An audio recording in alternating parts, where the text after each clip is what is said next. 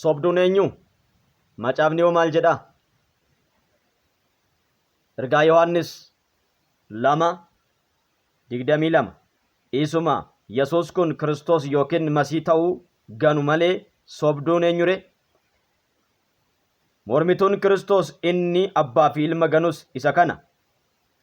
Namni ilmicha ganu abbicha wajjin firooma hin qabu. Ilmicha amanachuu isaa kan beeksisu immoo abbicha wajjin firooma qaba. Yesuus Kiristoosidhaaf galanni guddaan haa ta'u.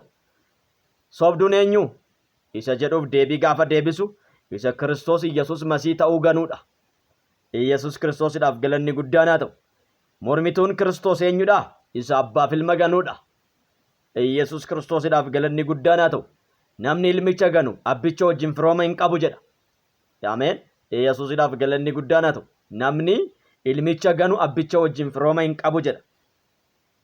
Ilmicha kan amanatu, ilmicha amanachuu isaas kan beeksisu, isatti amanee kan beeksisu immoo abbicha wajjin firooma qaba jedha.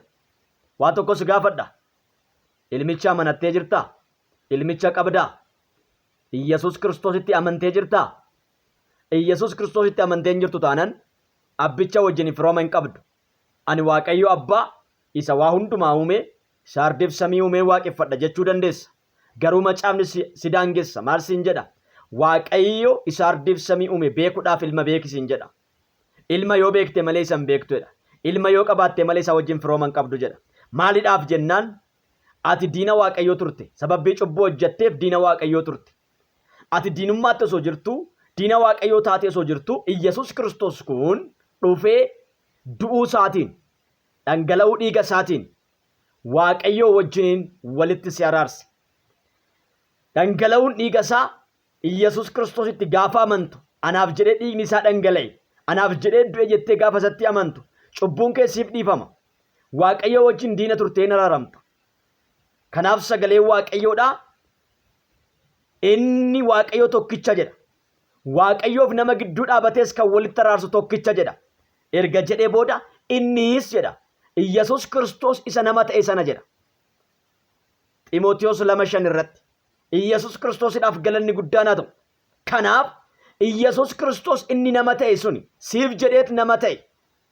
Siif jedheet nama ta'e. Si fayyisuuf jedheet nama ta'e. Si Waaqayyoo walitti si araarsuudhaaf jedheet nama ta'e. Araarsaan inni dhugaan gara biyya lafaa kanaa dhufe gooftaa Iyyasuus Kiristoosidha.